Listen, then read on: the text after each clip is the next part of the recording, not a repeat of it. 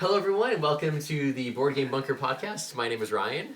I'm Nate. How are you doing today, Nate? Doing well. How are you? Doing good. I'm glad you decided to come back for episode 2. Absolutely. You know, they say that most podcasts don't get to more than 10 episodes. Most people quit before 10. Oh, we'll get there. I Don't think worry. will. We'll I get think we there. will. We have too many board games to That's talk right. about. Absolutely. So, and Nate and I, we've talked about, we don't really want to spend a lot of time bantering about things like food and our cars and the trampolines we like and all this nonsense. So, yeah, we're just going to keep things, for the most part, strictly board game related. Right. Absolutely. I did have a question for you.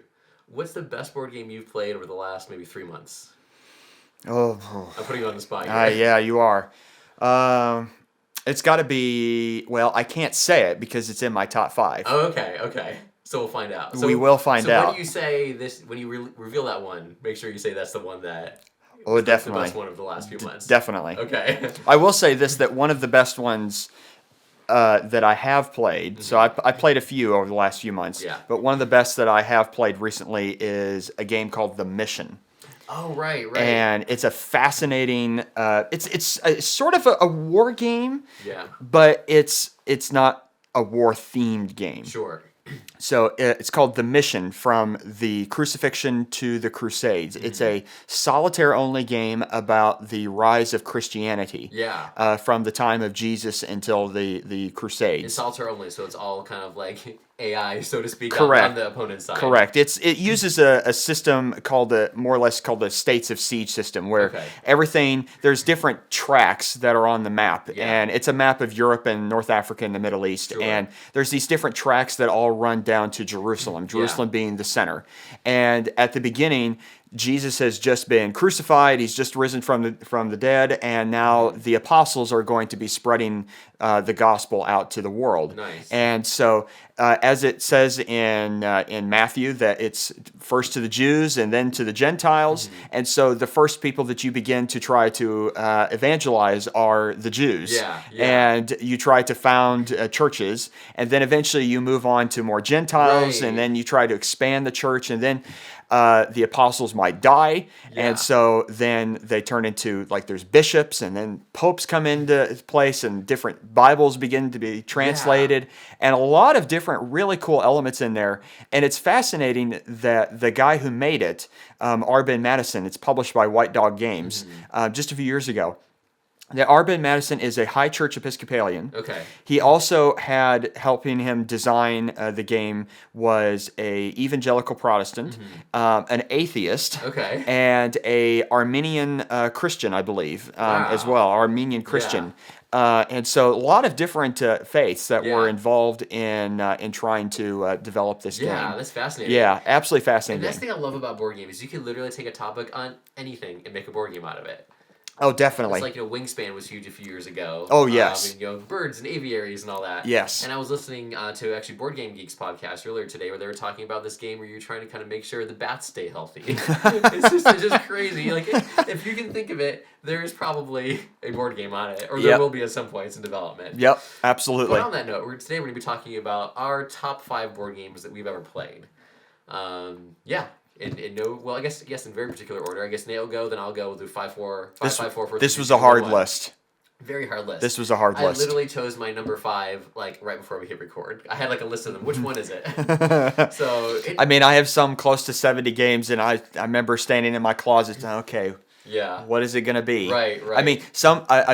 My collection pales in comparison to some war game collections that I've seen out there. Some people that have like 300-400 games out there. Yeah. And I'm sure that it would be a struggle to come up with just 5 that are their top. Well, you see some of these kind of YouTubers out there, they do their top 100 games. Like I know the Brothers Murph did their top 100 games. Sure, recently, yeah. And they did a bonus episode where they did their honorable mentions, games 101 to 300. Like I can't comprehend owning that many games, let alone like playing that many. But I mean, this is their full-time gig. Sure, so yeah, sense. Absolutely. I have somewhere in the 30s range. Sure. Even 2 of the board games on my list, I don't even know them. They're just ones that I've learned from other people. Oh, okay. And I just love so much. Okay. I just have never got around to getting my own copy of them. Yeah. So why don't you go first, Nate? What's your number 5? Okay, my number 5 is one of the first war games that I actually tried. It's called 1914. It's actually 2 games in one. It's called 1914 Glory's End and When Eagles Fight, published by GMT Games. These were originally in magazines. Oh, nice. One of the things when I got started into the war game community and started to as a historian, go through the whole history of it and everything, was that one of the quirks of the war game community is that there's these thing called magazine games, that there's different companies that have come out with magazines, and then they usually include a game with it. A lot of times the games aren't necessarily as fully developed as they should be because the magazine has a deadline to get out, and so not a lot of playtesting. Correct. Sometimes it's just throw it together and put it in a magazine. Maybe no playtesting. Sometimes no playtesting. Yes, but this game actually, these were 2 magazine games that were really well developed. This is by designer Ted Raicer. And he's an amazing designer. He is one of the designers in the war game community that actually made World War I a really interesting topic to war game. Nice. Because before, there was a war game out called The Guns of August, which is an interesting game, but it turned into more or less just a war of attrition, and it was boring. And instead, Ted Raicer comes along, and he makes World War I themed games, and that really kick-started the genre of World War I themed games. Now there's a lot. One of the things I really like about this game is, the rule book is for at least When Eagles Fight and as well as for Glory's End is really only about 17, 18 pages. Which for a war game is not bad at all. No, not at all. In fact, a lot of the rules that are in here are actually trying to be as verbose as possible and letting you try to understand what's going on and the thought process. Right. Which I think you would probably recommend when you're starting a war game, or if you have or starting a war game, is find something that has a good rule book. Correct. Yes. And one of the things I do like is the map. Ooh, that's very nice. I really like the map. This is When Eagles Fight. This is the eastern front of World War I between Germany, Russia, and Austria-Hungary, and then Romania if they join the war. And then on the other side of the map is the western front, if I can get it up here. So the Germans invading through Belgium, doing the Schlieffen Plan, trying to take Paris before the end of 1914. There, When Eagles Fight runs through the whole war, and when Glory's End only runs through to the end of 1914. But great game. One of the things that I know you were quite fond of and found it quite funny in the war game community is what they call the pieces. Yes. They call them counters. Which I called them chits. Yes. And I was very quickly corrected. It's counters. For those watching on YouTube, at some point, hopefully soon we will be getting a top-down camera so that you can see. I don't know. Yeah, I don't know if anyone would be able to see them in there, but I tried to organize them in here, and I don't know, just something like that. Something really tiny. Yeah. And it's got different factors on it, movement factor, attack and defense factor on there. And I like to do, when they come out in sheets, and then you punch them out. And a lot of them have little tufts on the end, and they're not fun when you put them on the map. They bump into one another. Right. So one of the things that war gamers... Your hobby. My hobby, your side hobby. One of the things is this thing. For those of you who can't see it, this is an organ laminator corner cutter, and you literally take a piece and put it in there, and you can actually then round the corners. And you have to do that with every single corner, so you can't do all the corners at once, right? No, I mean you just do one chit at a time, one counter at a time. So one corner at a time on each one. Right? Correct, one corner at a time. So how many counters have you clipped at this point? I mean, I've only been playing war games for probably about 4.5 years, something like that, and oh boy, probably 10,000 counters. Oh I enjoy it. I just like to sit there and just clip counters while I'm watching TV or something like that. Right. Getting a game ready and organized. Some people knit, crochet, you clip counters. No, that's awesome. That's a cool part. So anyway, yeah, that's my number 5. That many counters, just like in your collection alone. Oh yeah, absolutely. My small collection. Right. What's your top 5? So I had debated. So my runner-ups, which I know we didn't say we were gonna do this, but I was debating between the game about the show, Seven Wonders Duel, which is a 2-player version of Seven Wonders. It's kind of you'd like it. It's a Roman game where you're trying to either have a military or economic victory just based off cards. Okay. And then a game that is actually retired now. It's actually quite expensive, and I unfortunately do not own it. It's called Android Netrunner. And it's kind of a card-driven, kind of living card game where you basically, one person is playing basically in a cyberpunk world as kind of the corporation, and then the other people are playing kind of the people trying to like hack into your system. Okay. So it's very asymmetrical. But I actually chose Puerto Rico. This game is, if you've been around the Euro community for a while, you've heard of this. This was actually the #1 game on Board Game Geek for a while, a long time ago. Oh, okay. It's, I think, in the 20s or 30s now. I suck at this game. The few times I played, I've done decently well. Now, the rulebook isn't great, so I learned it from a friend, and didn't play it for years, and then my wife got it for me for my birthday a few years ago, and it took me a long time to relearn it for some reason.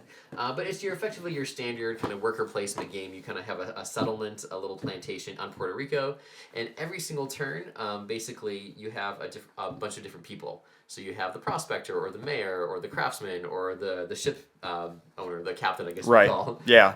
Sometimes I struggle with words, and you guys will learn on this podcast. And every turn, one person picks a character that has a specific ability. And if you pick that person, you get an extra ability for that turn. And then every single person around the table goes and plays based on what that character can do. So if it's a craftsman, everyone goes and crafts their goods, but the person who selected it gets to craft an extra thing. I see. And you're basically putting little people, your workers, on your fields and in your buildings to make them work. You can't just have a field. You have to have workers in the field. You can't just have a tavern. You have to someone to work the tavern. Right. And then you make your goods, you sell your goods, or you ship them off back to Europe. Right. So it's the epitome of a Euro game in a way. You're not competing against anyone on an actual board. It's at the end just who has the most victory points, which is very standard for a Euro game. Right. But you're not kind of vying for, area control, which is a part of some Euro games for sure. Sure. It's just your standard worker placement. It's almost 20 years old. I think it stood the test of time. I think there's a lot of better games out there. But for me at least, this is a game that, when I'm just want to relax a little bit and just do some soft economy, this is a good game. Right. This is not playable solo though, is it? I have never played it solo before. I don't know if you can or not. I don't know if it's possible you could for that. Yeah. I know the rules don't have a solo option in it. It's possible someone may have developed an option for it. Okay, like a solo bot. Right, but then within the rules itself, you can't play solo. Okay. So that's too bad. Yeah, but you can always what do you call it when you two-hand it in a way? So go and play one side, and then you run around the other side of the table. I do that in war games all the time. My other side of me doesn't remember what I just did. Exactly. Yes. Yeah. Usually by the time in war games when I'm going to the other side's turn, I forgot what I was doing on the other turn. So. Well, especially war games, you have to think that much. Yeah. And when we played War for America recently, I know I would spend. This is my first time playing, but 5 to 10 minutes trying to figure out what to do on a turn. Right. Yeah. Because there's a lot of strategy involved. Yeah. And you want to make the best move as you can. Exactly. Sometimes even I've tried to do CDGs that solo. Yeah. And you would think that once you see the hand of cards, you're kind of spoiled. Right. But yet many times, as soon as I put the cards down, I completely forget what was in that deck. There's too much involved in the strategy. Exactly. Yeah. All right. Okay. What's your number 4? Number 4 is I mentioned this last episode. This is Mark McLaughlin's War and Peace. This was originally from 1980. This is now the 6th edition. They're now doing they had just recently done a Kickstarter for a PC version of this, and then into a 7th edition. Yeah.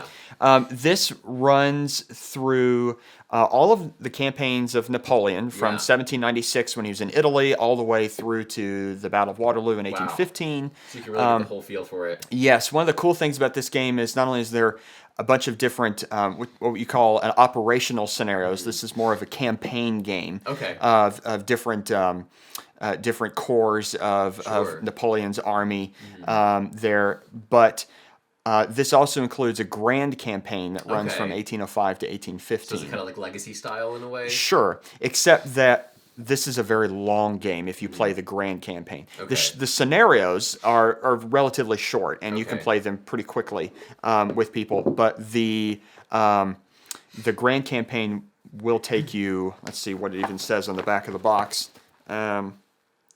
It just says 2 to many hours. 2 to many hours. I played the grand campaign. Hashtag no promises. That's right. I played the grand campaign once, and I got to, it starts in August of 1805, and I got to, I believe, January of 1807, and I had played for 2 days. Oh my goodness. Not off and on, not solid. You sure about that? But one of the things, I love the map, and I know I mentioned it. I won't try to pull it all out, but the maps are mounted. That's a very nice map. Really nice maps, but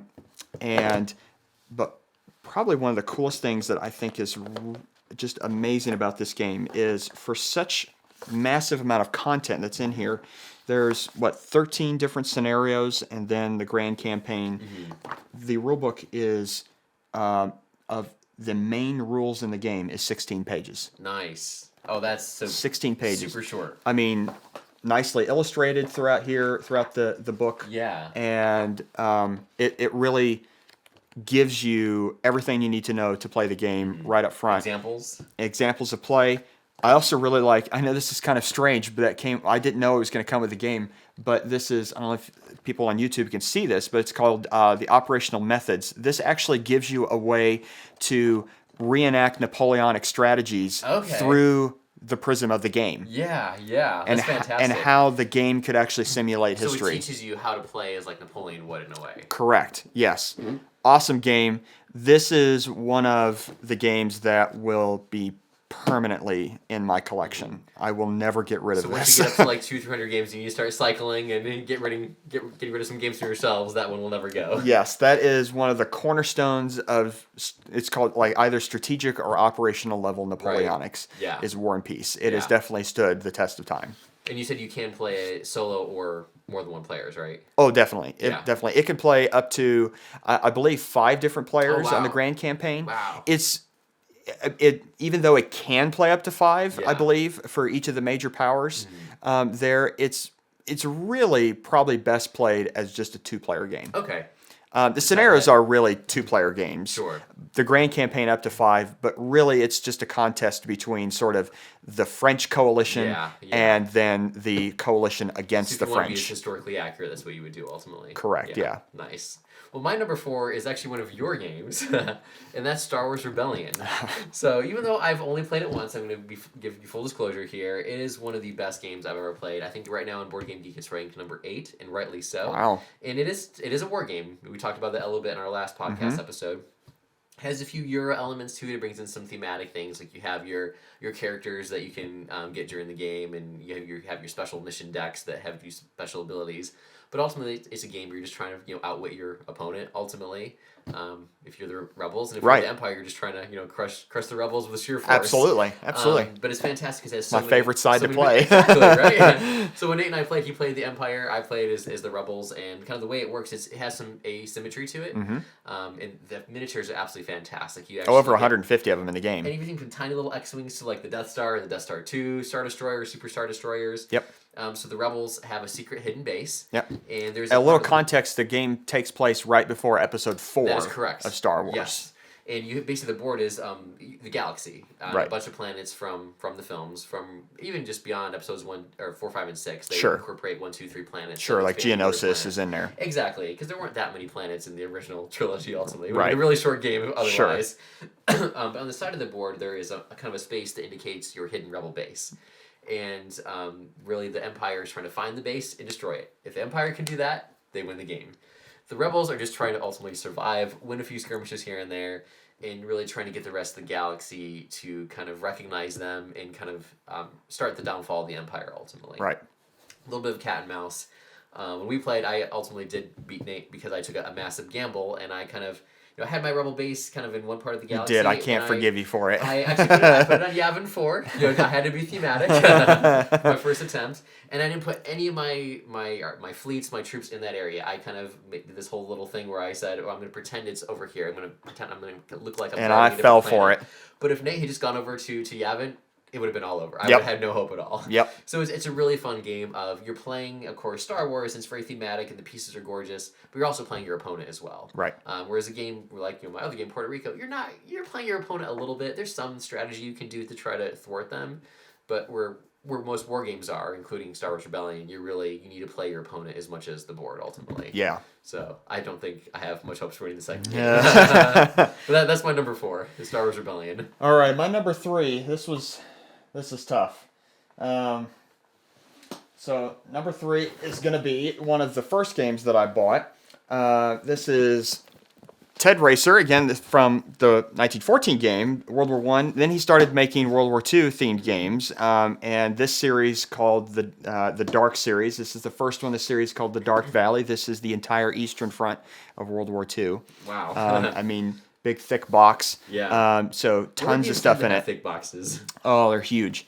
And these are, I mean, back in the day, one company called SPI, they would have these things called they call them detergent boxes and soap boxes. Yeah. And they were about 4 or 5 inches thick. Man. Just chock full of stuff. But the Dark Valley, this game looks intimidating when you pull out the pieces in the map.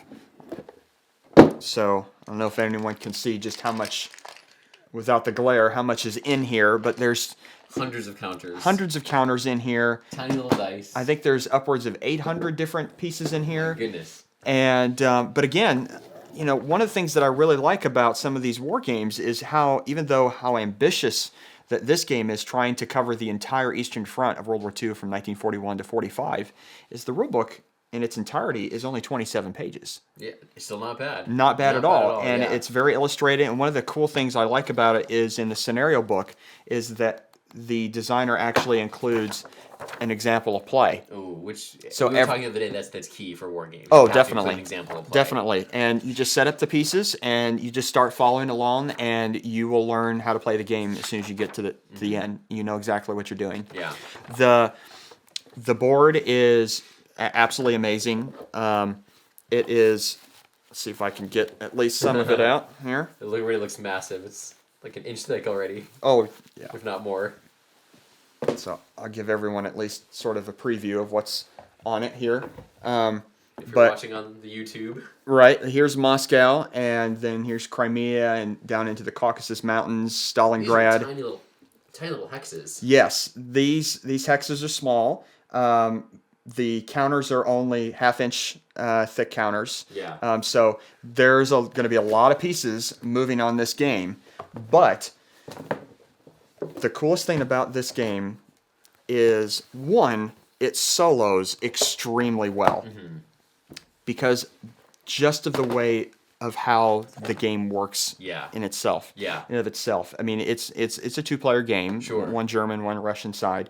But the way that the game works is that the game is based on, let me see if I can find, there it is. A particular player aid has these action chits. Okay.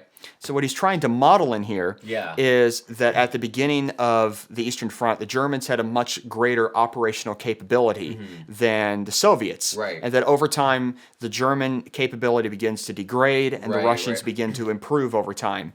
And so the game functions off of a random chit pool. Okay. Of that you put these chits into a cup, say a move or a combat or a particular headquarters can move, and then you pull that chit and then you can do that. Yeah. But you don't always know what you're going to pull out. Okay. You know what's in the cup, but you don't know what's going to come out in that draw. So an example could be that you say you have a move order and you move all of your guys and you're going to then conduct a combat and you're going to then try to destroy and put a hole into the enemy line. Only for the next chit to be pulled is an enemy move and they pull back. Okay. And now your plans have now been destroyed. Right. And now you have to come up with something different. And it's really cool in that you get a lot of the sort of the fog of war, even though you can definitely see all of the units on the map. Absolutely. But you don't quite know yet what's going to happen. Yeah. And every game, this is now a series, the Dark series from GMT games. There's the Dark Valley here, Eastern Front. There's the Dark Summer, which is Normandy, 44. There's the Dark Sands in North Africa. There is also a different, it's the same series but different name by Revolution Games called the Deadly Woods, which is the Battle of the Bulge. It's the same concept, just different name. And then the sort of the progenitor of it all is a game called Case Yellow, which is about the invasion of France in 1940, which uses the same system. It's sort of the first game in this series. But the Dark series is, bar none, my favorite World War II themed game. Absolutely. Sounds like you literally lose yourself in it for days or weeks. Oh, yes. Oh, yes. Or longer. I mean, this is also the deluxe edition. The first edition had paper maps like that. This is nice hard-mounted maps. Yeah, I love those. So for any of the Euro gamers out there, get your first war game to be a mounted map board. Definitely. It'll make it easier for you in a way. Definitely. I mean, paper maps are fine. I like to put clear plexiglass on it so it's nice and flat. It'll help your transition more. It will. Yes. Cool. All right. What's your next game? Yeah. Okay, so my number 3 game is actually a war game, not a Euro game. This is Memoir 44. Great of game. Which there are many expansions now. There are. I actually taught you this, and you beat me on your very first. The very first time, yeah. The great thing about Memoir, and I would recommend Memoir for anyone who is a Euro gamer who's trying to get into war games. This is kind of a quasi war game, and I call it quasi in the sense that even though it does replicate parts of World War II. Every single battle is about 15 to 20 scenarios in here that replicate specific World War II battles. Mm-hmm. The setup is trying to kind of replicate how the actual setup of the battle would have been. These troops were here, these troops were there. From there, really all hell breaks loose, and you just figure out what you want to do. There's nothing extremely thematic in the sense that a lot of war games will kind of more try to force you a little bit towards the history, and then you can decide whether you want to do that or not. This is really just kind of do whatever you want on the battlefield once it sets up. Yeah. But there are some really cool things you can do. And it's a card-driven game as well. It is card-driven. So there's a map. It's 2 players only. Every scenario sets up like a World War II battle, and then it's divided into 3... this is a joke, so don't make fun of me too much. 3 quadrants. I don't know what to call quadrants when there's only 3 of them. Three sections, and basically you have cards that will let you do certain things for certain sections. And you have your infantry, you have your artillery, you have your armored units, and then sometimes you have specialty units like the French Resistance.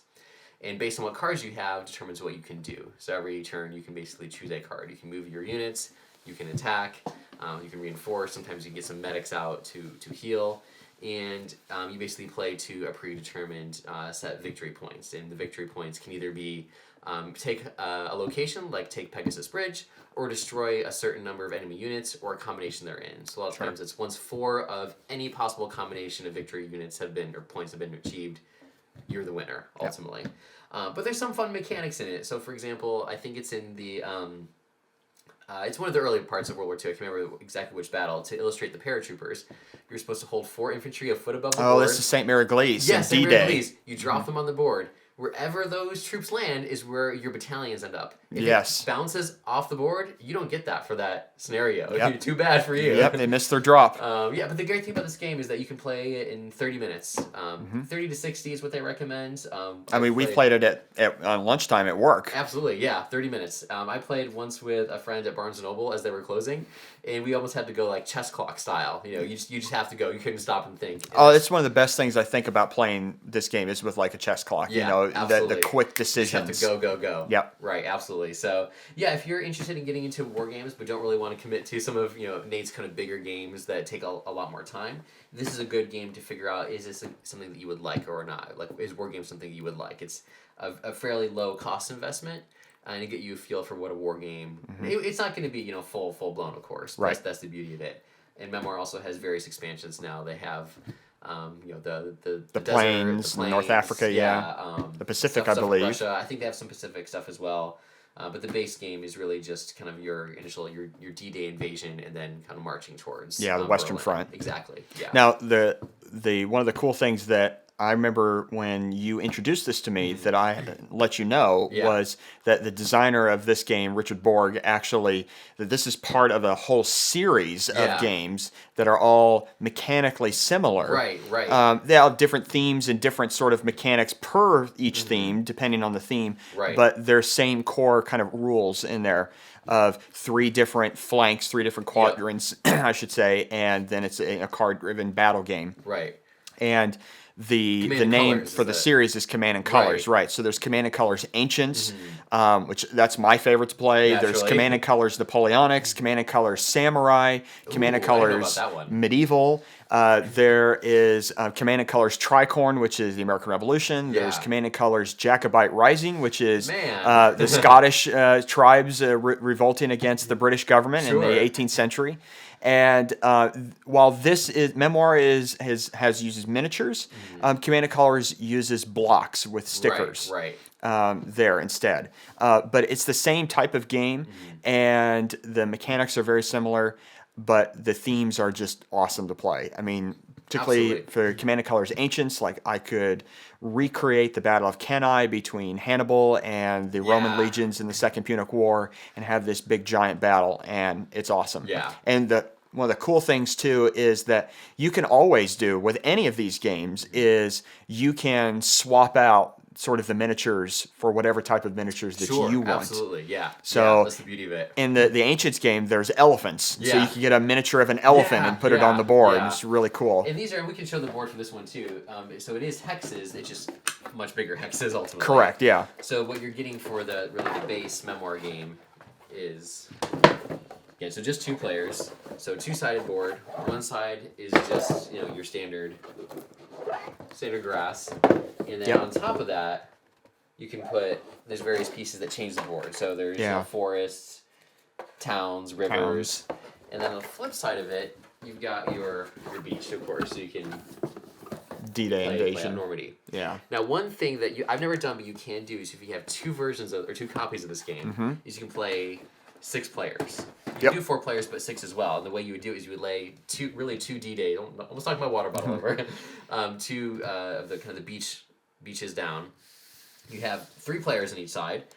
Each one is kind of taking care of 3 of the quadrants. And then you have a general. And the general passes the cards that he wants played to his 2 kind of subordinates. But he can't tell them how he wants the directions interpreted.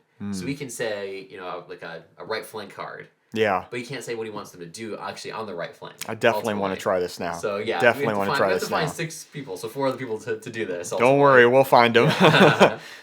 So yeah, that's my number 3, Memoir 44. Cool. Well, my number 3 is also one of the best games that I played recently.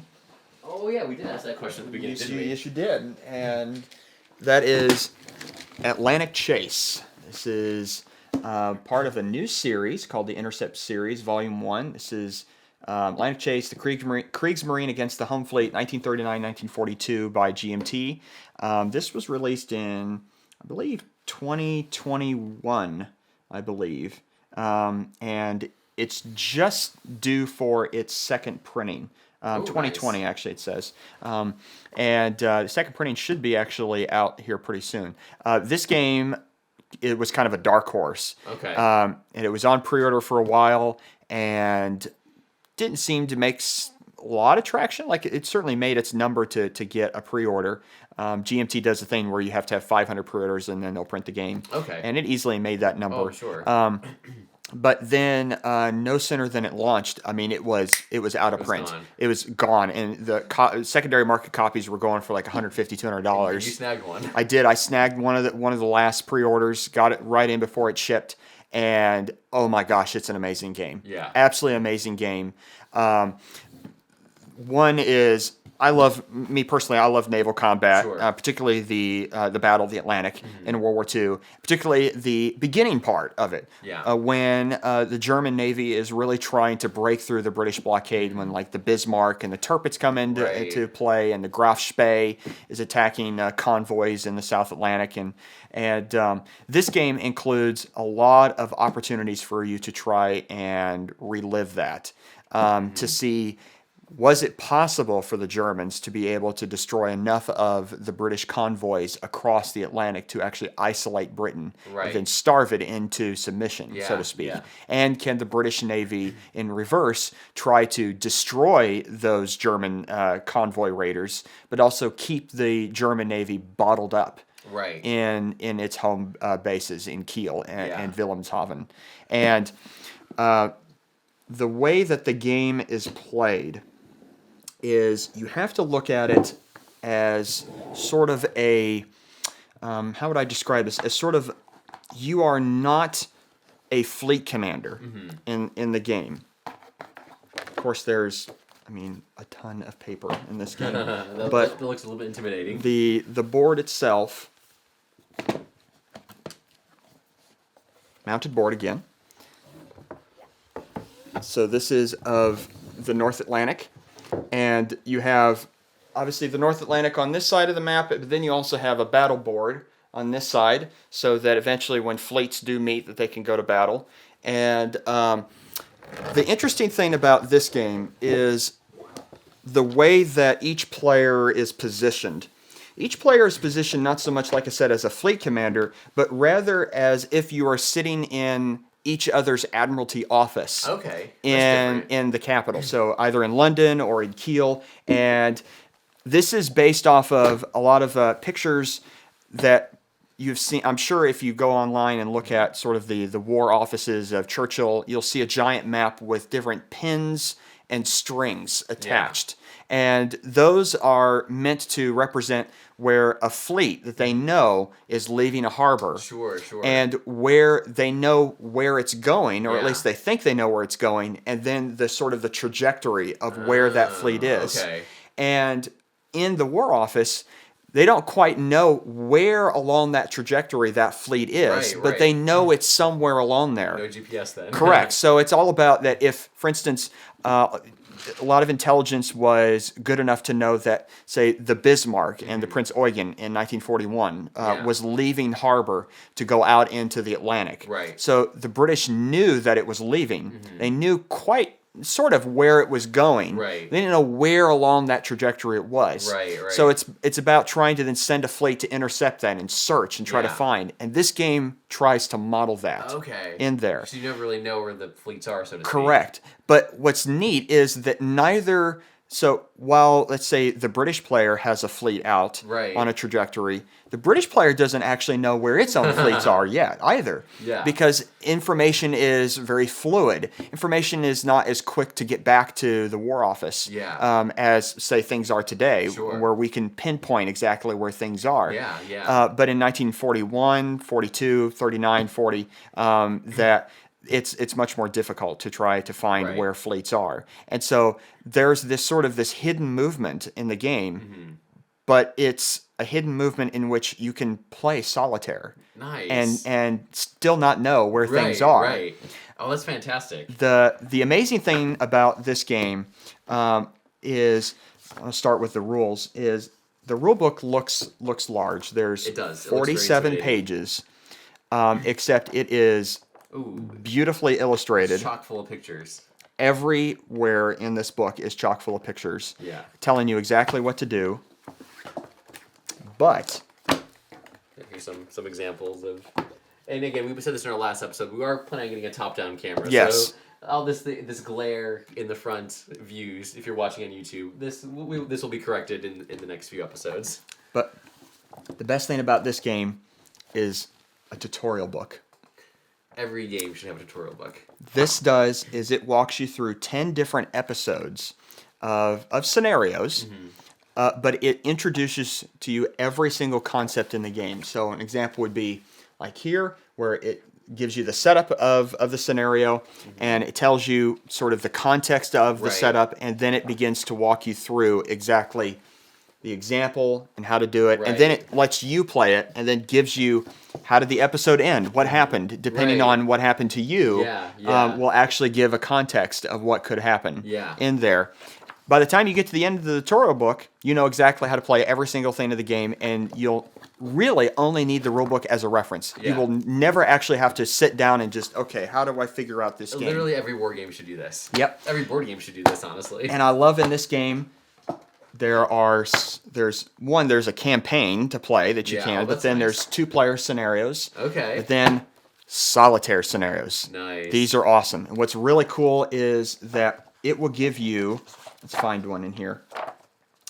It will give you what the setup is for the game and everything, the whole scenario, and it'll tell you whose initiative it is, everything, and then eventually when you go to the other player, there's a table that you roll on, and this table will tell you exactly what the other player is going to do. Oh, nice. And of course, you put out the pieces, and you play for the other player, whatever it says. Yeah. And I kid you not, this thing kicks my butt a lot. It's really good. It's crazy how much what I like to call AI games will do that. Correct. I've had that problem with Lord of the Rings, the card game. I cannot beat it. I'm just playing against some cardboard, and I can't win. Well, I think I better let you talk about your game. I'm going to keep going on and on how much I love this game. This is one that I've told Nate. Next time we play games, I want to play this one. It's an awesome game. So my number 2 is one that I actually don't own either. That is Root, and I'll put a picture up on the screen. Root is a game, I mentioned in the first episode, that it is technically a war/adventure-ish game that's disguised as a Euro. The board is beautiful. It has a lot of wooden pieces that you would expect in Euro games. On the front, it looks like a Euro game. What it really is an asymmetrical war game of the Woodland Realm and all of their struggles and fights against each other. You can play as the Marquis de Cat with the vast armies that the cats have. You can play as the birds, and the birds have very specific rules. For example, they have to follow a certain order of operations. If they don't follow this order of operations, they descend into anarchy and have to kick out their bird leader and vote in a new one. Now, this is a CDG game, right? I believe so. Okay. Yeah. And then you have the mice rebels, who are Okay. basically coming up to try to kind of take over everyone else. And then you have the vagabond, a single raccoon who goes around and wreaks havoc against everyone. It sounds absolutely nuts. But the beauty of it is that every single person is playing with their own rules. And every single person just has, like, this is what I'm trying to do to get the most kind of points, victory points. At the end. Yeah. It still is a victory point-driven game, so that has that Sure. hero feel to it as well. Yeah. But yeah, every turn you have basically kind of the morning and then the afternoon, the evening that you play through in those three orders. And there's certain operations you can do within your armies, your bird armies, your cat armies, whatever. Yeah. To effectively try to kind of, oust your opponent ultimately. When I played as the vagabond. So literally everyone else had these armies. I had this little character that ran around that I can't die, but all my stuff can get broken. Ah. And then I have to take entire turns to fix my stuff. And the stuff is what I use Interesting. to sabotage everyone else. So it's a game that shouldn't work. It's just so ridiculous. Yeah. As we talked about in the first episode, sometimes ridiculous games, if mechanically driven well, do well. And I don't remember who the designer of the game is, but I know it's someone who's made board games before. So it's someone Okay. who's just taken lots of different mechanics and just said, okay, we're going to take this little bit from a Euro, this little bit from a war game, has that little bit of adventure game feel with a vagabond character. We're just going to throw it all together and just see what happens. And it works really well. And again, the beauty of it is because it's asymmetrical, is you'll have a different experience based on which the different factions you play. Each Sure. faction plays completely differently. Sure. So you really haven't played the game until you played it 4 times. So Now- there's a lot of replay value. Now I know. I'm pretty sure I've told you this, but Root is actually, well, it's not technically part. It does. There is a series of war games Yeah. that is akin to Root. It's called the Coin series, or the Okay. Counterintelligence Yeah, or Counterinsurgency, excuse me, series by GMT Games. And there's, I think, some like 11 games, 12 Wow. games in Oh, that that's- series, yeah, something that's like a lot. that, all the way from the Vietnam War to Fidel Castro trying to take over Right. Cuba, and Yeah. Peru, and then there's one on the American Revolution, Sure. and a lot of different games in this series, but Yeah. it's very similar mechanically to Root. Yeah. And a lot of war gamers actually consider Root to be almost more or less part of that series. Wow, I didn't know that. Yeah. Interesting, yeah. And I love asymmetry. That's one of the things I realize when I talk about my favorite mechanics. I love it when each player... I mean, so you're still playing who has the most victory points, who can Sure. annihilate the other player. Sure. Outcome is still the same. But each ultimately. player is playing a different game. Yeah, exactly. Different set of rules ultimately. Yeah. And I just love that. Star Wars Rebellion was like that. Root's like that. That's when as I kind of delve more into the hobby and see what I like and don't like, I realize that asymmetry is something that really stands out to me. So if it has that component to it, I'll probably give it a shot. Yeah. Yeah.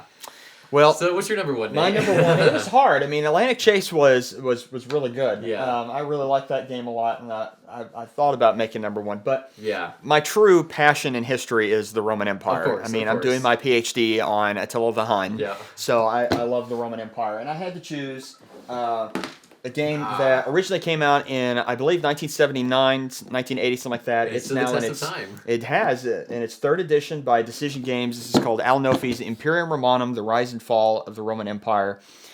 This game is, I just don't, I am lost for words in terms of how much I love this game. Yeah. Yeah. When I first got this game, I set it up.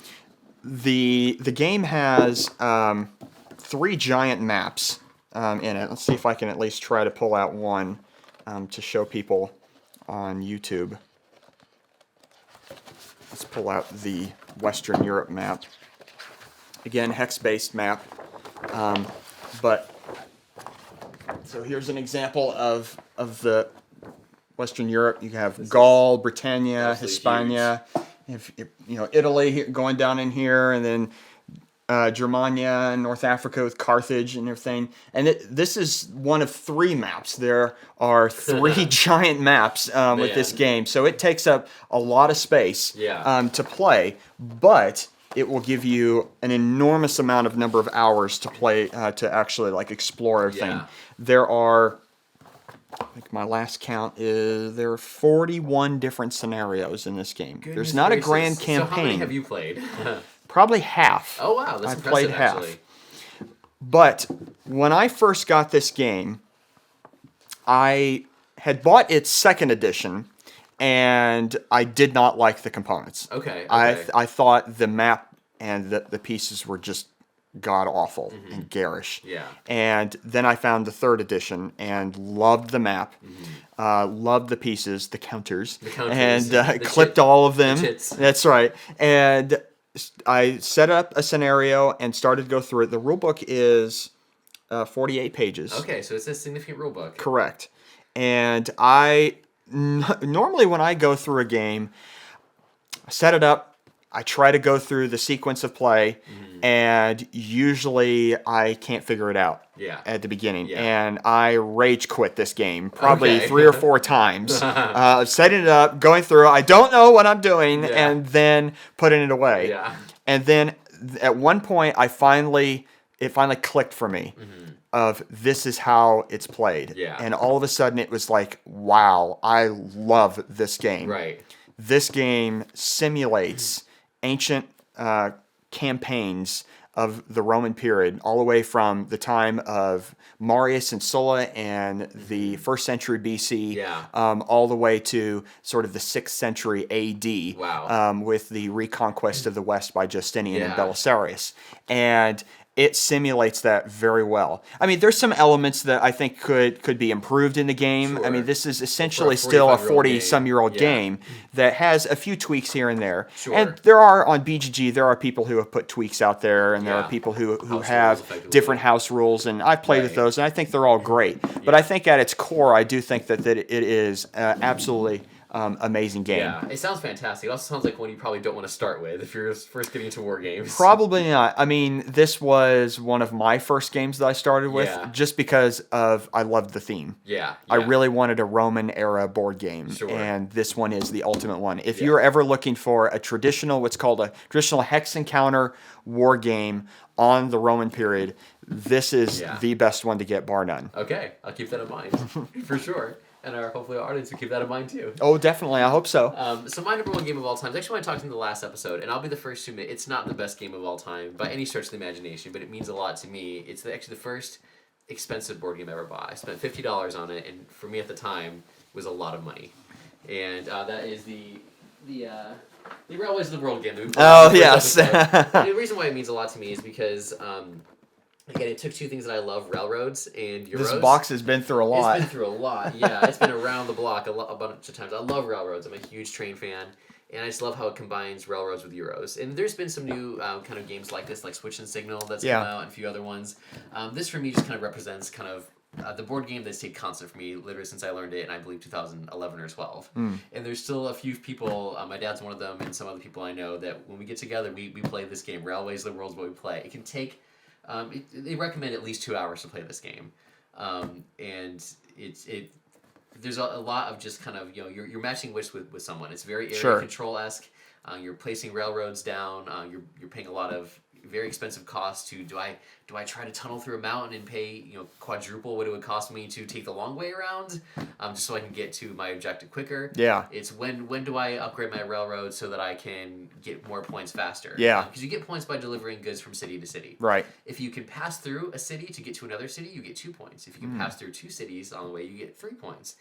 But you have to have a train that can go that far. So it's what resources do I spend to upgrade my train compared to what resources do I spend to build railroads to area control block off people. So it does have strategy involved. A lot of strategy, yeah. It's a lot of very cool blocking people off. So but then you're spending money to do that. Well, other people may be getting... So obviously it's not a war game, but it's more of an economic war. It's a very economic war.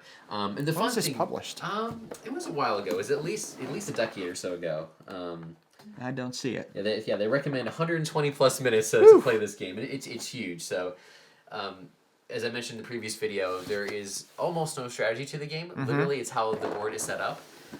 At the beginning of every turn, 1 card comes up that you can auction for. Okay. That will give you some extra bonuses. But other than that, there's no chance to the game whatsoever, which I very much appreciate. You have to go into debt. To start the game. You start with no money whatsoever. You cannot do a thing without money. So it's how much debt do you want to go into that you can never pay off. Right. Ultimately. Now, one of the things I have to snicker at, and I mean it's 120 minutes. It's, it's 2 hours. It's a lot. Okay. I think one of my games. Let's see. Was it Imperial Romanum? 2 to 36 hours. Oh, goodness gracious. Yeah. So this is the tail end of that. There actually is a shorter version of this. If you get the Railways of the World, this box specifically, they have actually Railways of Mexico in it as well. Oh, okay. It's a much shorter board, about this big, and you can play that in about an hour. Okay. So if you want a lighter game. Now, they also have Railways of the Western America, and you can combine it into one mega wow. board. One of the cool things about this game, too, is that, so the trigger for game end is there's a certain number of cities that have to be empty of goods. Okay. Based on how many players you have. So okay. if you have 4 players, maybe 16 cities. Once the 16th city doesn't have goods anymore, the game is over. You can do, one of the strategies, you can spend money to add goods back into a city.